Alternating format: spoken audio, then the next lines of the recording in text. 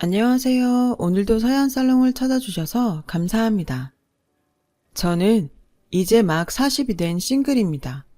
몇 년 전 상견례 자리에서 결혼을 파토냈던 얘기를 해보려고 해요. 저는 20대에 열렬히 연애를 하고 결혼을 하려고 했으나 여러 가지 사정으로 하지 못했어요. 그 후로는 딱히 결혼 생각이 들지 않더군요. 너무 좋아해서 10년을 사귀고도 결혼하기가 어려운데 웬만한 사람 만나서 결혼까지 가게 될지 의문이 많이 생겼어요. 친구들은 결혼할 인연은 따로 있다고 했지만 내키지 않았어요. 어쩌면 그때 너무 지쳤었던 것 같기도 해요. 그러다가 작년에 친구 한 명이 엄청 푸시를 해서 소개팅을 나가게 됐어요. 일단 자기만 믿고 나가보라고 계속 전화를 했거든요. 나가고 싶은 마음이 정말 없었는데 그래도 저 생각해줘서 그러는 게 고마워 나가기로 했죠. 남자는 이제 막 전문의를 딴 성형외과 의사였어요. 원래는 다른 전공을 하고 사회생활을 좀 하다가 다시 의대에 들어가서 늦게 의사가 된 거라고 하더군요. 내심 참 대단하다는 생각이 들었어요. 다들 생각만 하는 일을 용감하게 실천한 거니까요. 성형외과 의사라서 그런지 굉장히 깔끔하고 단정했고 인상도 밝고 좋더라고요. 솔직히 호감형이어서 마음에 들었어요. 저는 음악을 전공했는데 그 남자는 그걸 참 좋아했어요. 자기도 음악에 관심이 많다고요. 그렇게 얘기를 하다 보니 생각보다 음악 취향도 잘 맞았고 취미나 음식 좋아하는 것도 비슷하더라고요. 영화를 좋아하는 것도 같았고요. 처음 만난 자리에서 영화 얘기에 드라마 이야기, 음식 이야기를 하다 보니 시간 가는 줄 몰랐고 낮에 만난 저희는 저녁까지 먹고 헤어졌어요. 저는 그저 말이 좀 통한다고만 생각하고 가벼운 마음으로 있었는데 다음 날부터 남자가 저한테 계속 전화를 하더군요. 제가 마음에 들었다며 정식으로 사귀어 보자는 거였어요. 저도 싫지는 않았지만 나이가 있으니까 망설여졌어요. 제 나이면 일단 결혼을 전제로 사귀게 될 테니까요. 저는 사실 차라리 혼자 사는 게 더 편하겠다는 생각이 들었어요. 그런 제 마음을 알았는지 남자는 일단 다른 건 정하지 말고 서로 잘 통하니 만나는 시간에 충실하자고 하더라고요. 그렇다면 나쁘지 않을 것 같아서 저도 결국은 그러자고 했어요. 저희는 만날수록 참 잘 통하는 것 같았어요. 영화관에 가서 영화도 보고 지방의 유명한 맛집을 찾아서 밥을 먹고 하는 것도 괜찮더라고요. 그러다가 서로의 방 인테리어를 조언해 줄 만큼 친해졌어요. 이 정도쯤 되자 소개해준 친구는 그냥 어영부영 넘기지 말고 올해가 가기 전에 결혼을 하든지 결혼 약속을 하라고 엄청 적극적으로 밀더라고요. 우린 서로 결혼에 대해서 부담 갖지 않기로 했어. 지금 이대로 지내는 것도 만족스럽고 라고 하자. 너 지금은 괜찮을지 몰라도 나이 좀만 들어봐. 주변에 친구들은 다 가정 있는데 너만 혼자면 그것도 되게 쓸쓸하고 외로워. 우울증이 괜히 생기는 줄 아니? 혼자서 사니까 그래. 그러지 말고 잘 생각해봐. 라더군요. 그 말도 맞는 말이긴 했어요. 부모님이 제가 자유로운 직업에 예술 전공자라고 좀 내버려 두신 건 있지만 이제나 저제나 제가 결혼하겠다는 말을 꺼내기를 기다리고 계신다는 걸 알고는 있었어요. 저는 대학에서 클래식 작곡을 전공했지만 프로듀싱 공부를 따로 해서 여러 대중가요 작업에도 참여했죠. 가끔 입시생들을 봐주기도 했고요. 벌이도 나쁘지 않고 재미도 있었어요. 남자도 은근 제 직업을 주변에 자랑하듯 얘기하는 것 같더라고요. 제가 시간을 어느 정도 자유롭게 쓸 수 있어서 남자 병원 일하는 시간에 맞춰서 편하게 만나는 것도 되게 좋아하는 눈치였어요. 사실 제가 자기한테 맞춰주니 얼마나 편했겠어요. 그런 것들이 좋았는지 남자는 언젠가부터 결혼 얘기를 자연스럽게 꺼내기 시작하더군요. 저도 친구나 부모님 때문에 조금 마음이 흔들리긴 했지만 그렇다고 적극적으로 결혼에 발벗고 나서진 않았어요. 그랬더니 이 남자가 점점 집착하면서 어쩌다 전화를 못 받으면 수십 번 하는 거였어요. 왜 전화 안 받았어? 작업했어? 내일 한다며. 거기 있는 사람 누구누구야? 라고 하질 않나? 혹시 나 말고 다른 남자 있는 거 아니야? 그러니까 결혼 얘기만 나오면 이렇게 심드렁하지. 라며 사람 숨통을 조여왔어요. 일하는 시간이 바뀌었어. 자기도 환자 예약 시간 바뀔 때 있잖아. 그거랑 똑같은 거지. 그리고 같이 일하는 사람들인데 누구랑 있으면 뭐? 내가 자기 간호사들 일일이 확인 안 하잖아. 라고 짜증을 냈더니 얼른 아니 그런 의도는 아니었어. 미안해. 화난 거 아니지? 화 풀어.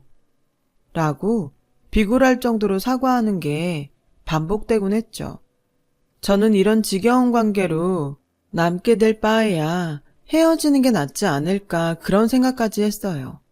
그런데 그런 낌새를 알아챈 건지 어느 순간부터 집착적으로 전화를 안 하더군요. 또 사람이 굉장히 순수해졌더라고요. 뭐든 저한테 잘 맞춰주려고 했고 다신 일하는 거 가지고 말 안 했고요.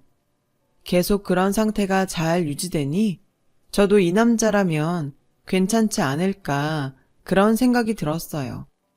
친구 말대로 나중에 혼자 외로워지면 어쩌나 하는 마음이 컸죠.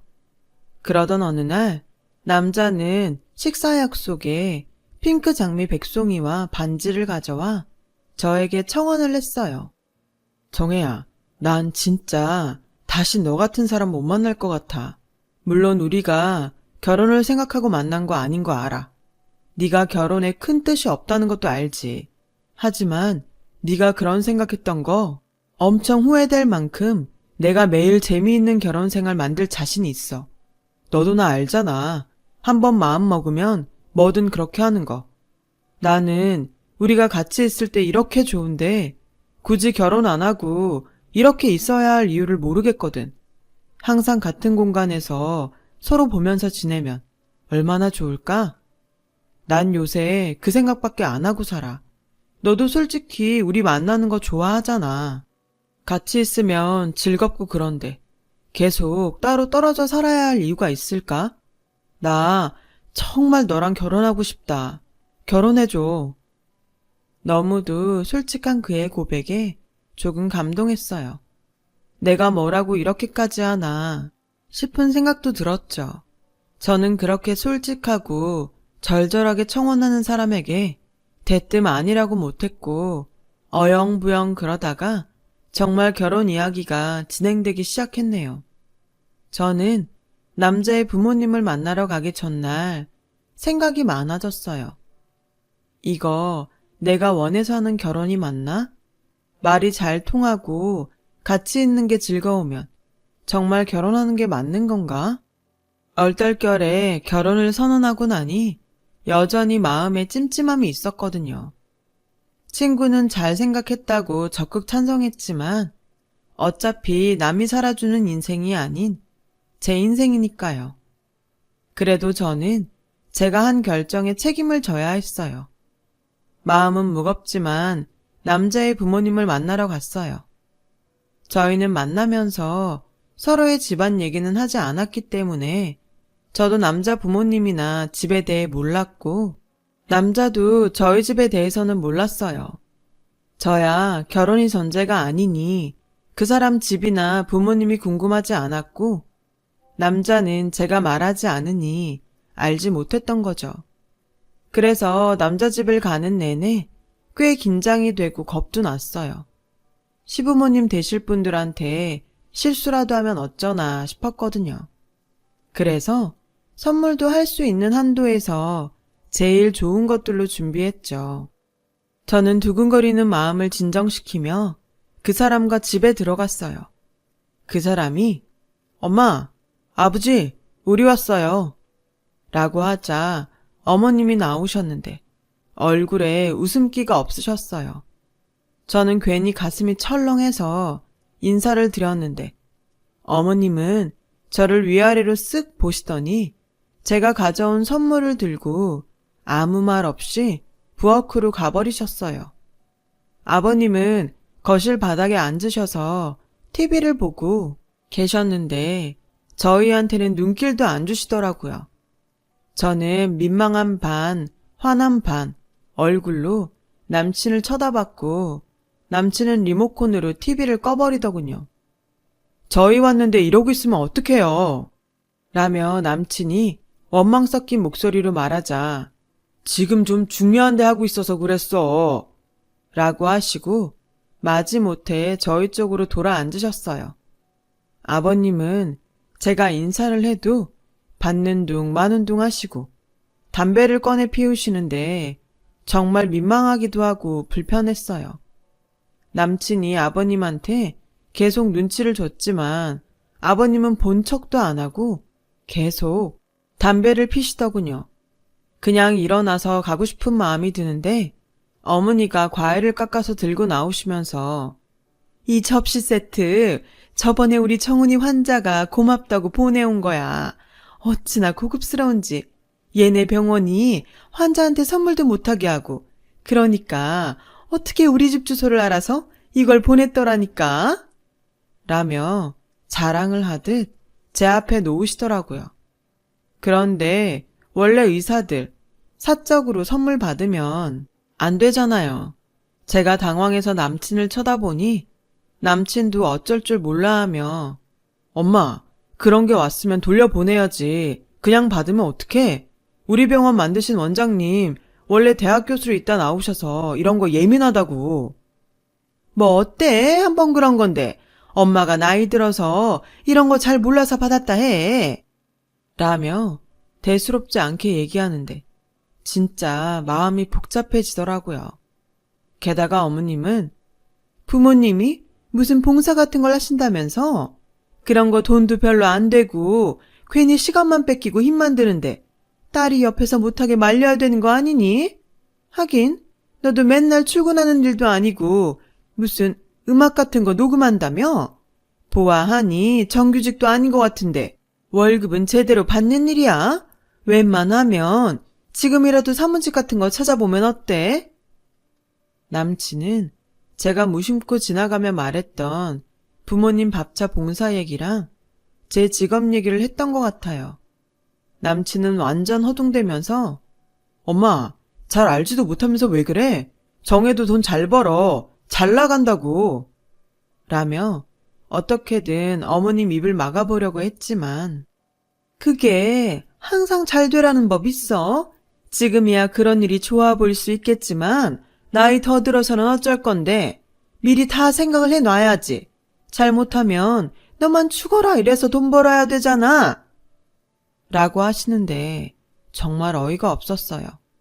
그래도 저는 그 자리에서 예의를 지키기 위해 최선을 다했고 남친 집을 나오자마자 결혼 다시 생각해보자는 말을 했어요. 그러자 남친은 펄쩍 뛰면서 오늘 일은 정말 미안해. 엄마도 아버지도 요즘 컨디션이 좀 안 좋으셔서 그런 거니까 네가 이해 좀 해줘. 젊은 우리가 나이 드신 분들 이해해야지. 안 그래? 내가 다시 부모님한테 잘 말씀드릴게. 원래 좀 무뚝뚝 하셔도 사귀고 보면 우리 부모님 같은 사람들도 없어. 라며 설득했어요. 저는 그렇게까지 얘기하는 남친이 안쓰럽기도 했고 그 정도로 저와의 결혼을 진지하게 생각해주는구나 싶어서 일단 계속 진행하기로 했어요. 한번 만나보고 섣부른 결정을 하면 안 된다는 마음도 있었고요. 그리고 남친이 저희 집에 오는 날이 됐어요. 엄마는 예비사위가 온다며 새벽부터 장을 보셔서 하루 종일 음식을 하느라 정신이 없으셨어요. 아빠도 일찍 목욕탕에 다녀오셔서 말끔한 옷차림을 하고 계셨고요. 그렇게 남친이 오길 기다리고 있는데 30분, 1시간이 지나도 오지 않는 거였어요. 그러더니 결국 2시간이 지나서야 앞에 있던 수술이 너무 늦게 끝나서 다른 수술에 들어가야 된다며 못 온다고 하지 않겠어요? 엄마는 기분이 안 좋아 보이셨는데 애써 표현을 안 하시며 좋게 넘어가셨어요. 아빠는 수술하다 보면 그럴 수 있다면서 이해해주자고 하시고요. 하지만 전 정말 불쾌했어요. 진짜 너무한 거 아니야? 내가 자기 집에 가서 그런 말도 안 되는 대우받은 것도 꾹 참았는데 어떻게 부모님한테 인사하는 날 안 와? 그렇게 바쁠 것 같으면 미리 연락을 했어야지. 그게 그렇게 어려워? 이건 우리 집을 무시하는 걸로밖에 안 보여. 자기가 항상 날 설득하느라 애쓰는 거 보고 어떻게든 이해하려고 했는데 이번 건 정말 아니다. 자기 부모님은 그렇다 치고 자기까지 우리 집을 우습게 알면 내가 어떻게 결혼을 하겠어? 라며 따지자 정말 연락할 형편이 안 됐었다고. 앞에 얼굴 윤곽 수술 환자가 생각보다 시간이 오래 걸려서 다음 환자까지 늦어졌는데 그럼 어떡해. 지금까지 나 잘 이해해주고 잘 맞춰줬잖아.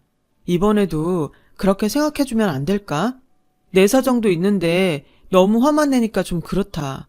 내가 꼭 따로 찾아갈게. 라고 하더니 정말 그 다음날 제가 집에 없는데 찾아와서 엄마 아빠한테 선물도 드리고 죄송하게 됐다고 100배 사죄하고 갔다고 하더군요.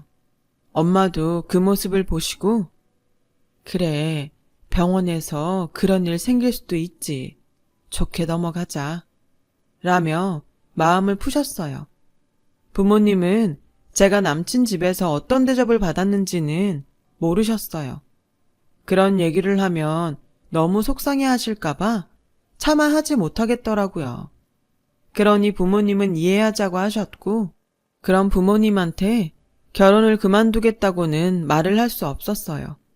저도 남친에게 좋은 마음이 여전히 많았고, 부모님이 내가 결혼하길 바라시는데 남친과 헤어지고 또 언제 마음이 남자를 만날까 싶었죠.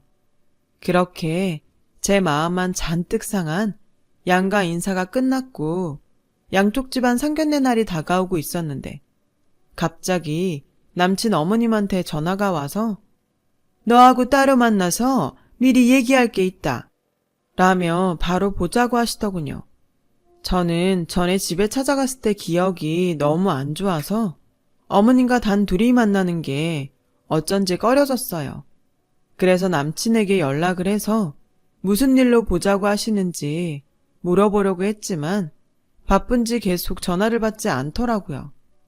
저는 아무것도 모르고 어머님을 만나는 게 영 불안해서 병원으로 찾아갔어요.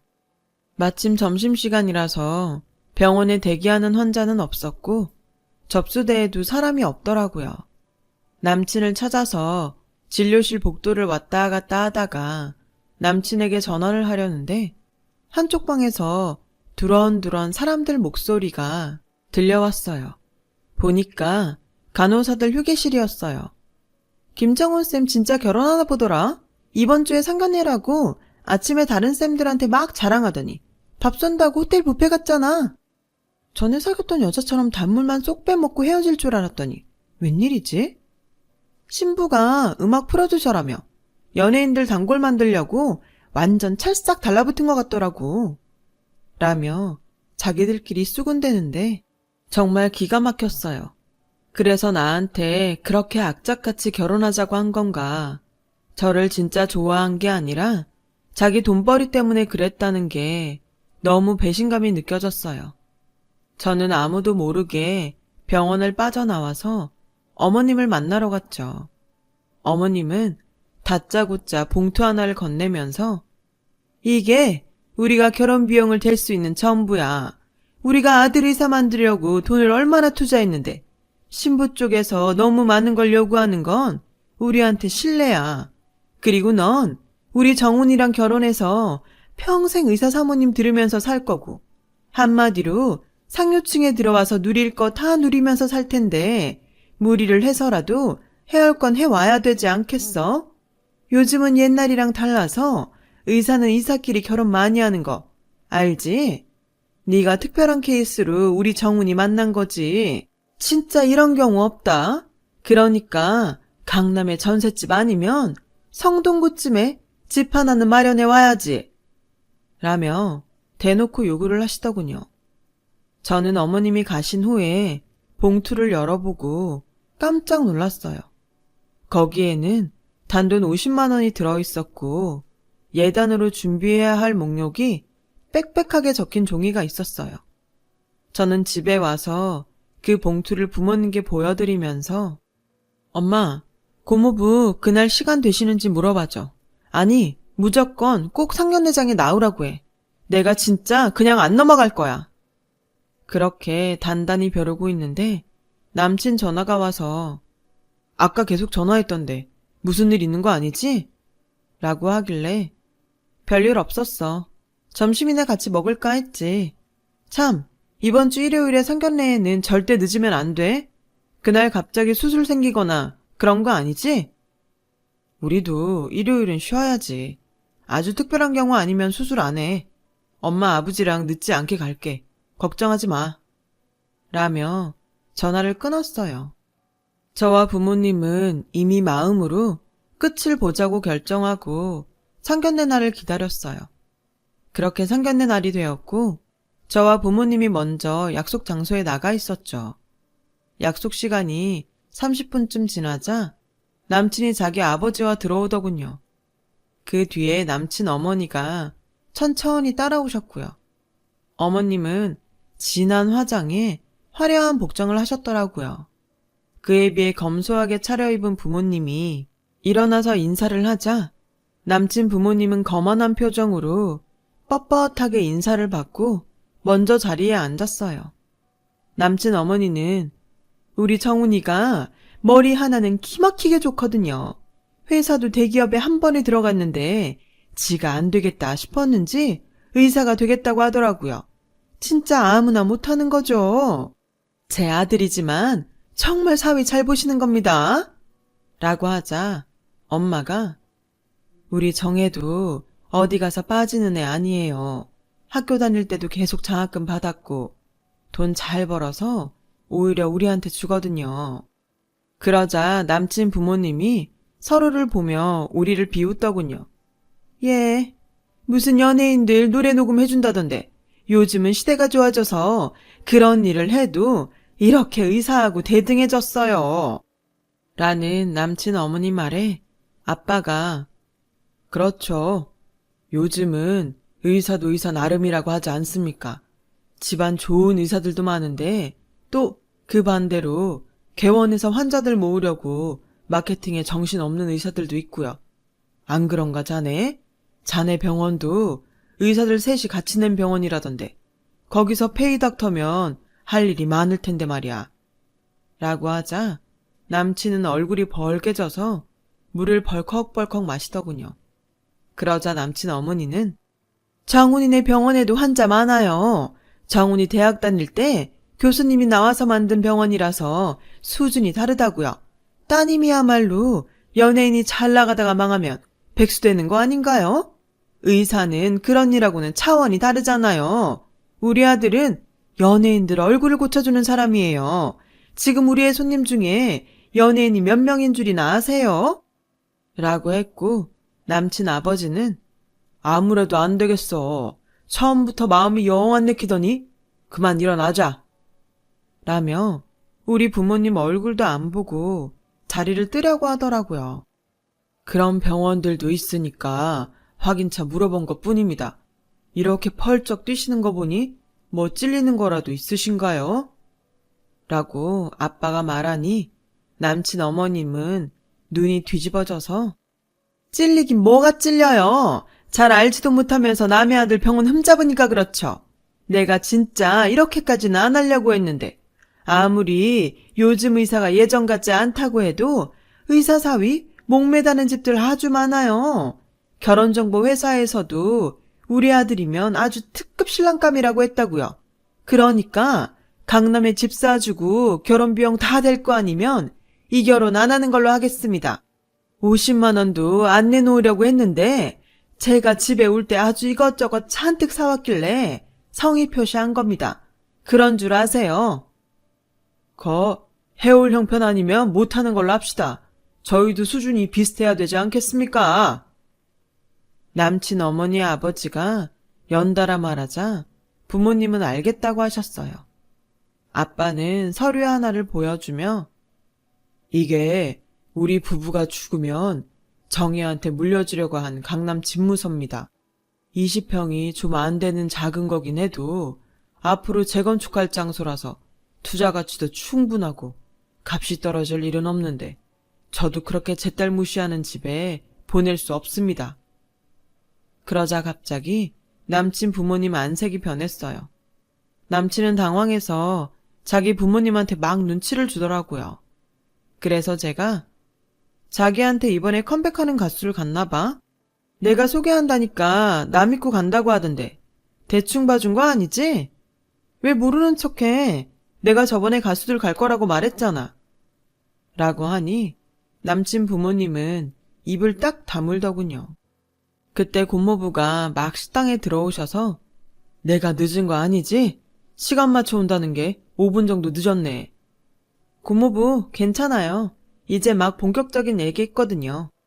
라고 하자 남친은 얼굴이 하얗게 질려서 자리에서 벌떡 일어나 교수님이 여기 어떻게 고모부가 우리 학교 교수님이었으면 말을 했어야지. 라길래 저는 우리가 만나는데 고모부가 뭘 하는지 그게 왜 중요해? 두 사람 마음만 잘 맞으면 되는 거 아니었어?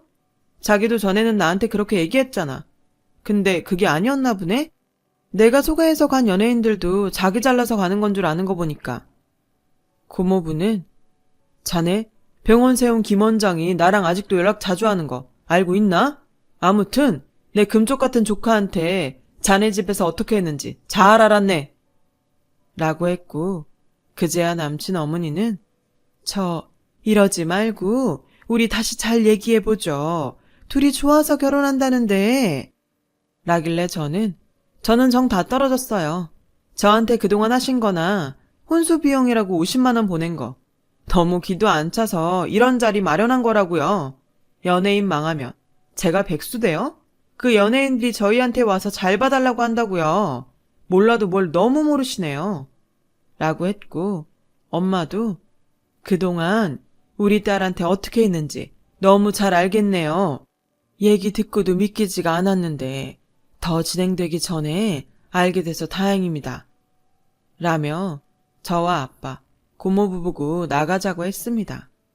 남친 부모님은 우리 고모부한테 아들 잘 봐달라고 사정했지만 고모부는 아무리 의사 아들이 잘났어도 남의 자식한테 그러면 되겠습니까?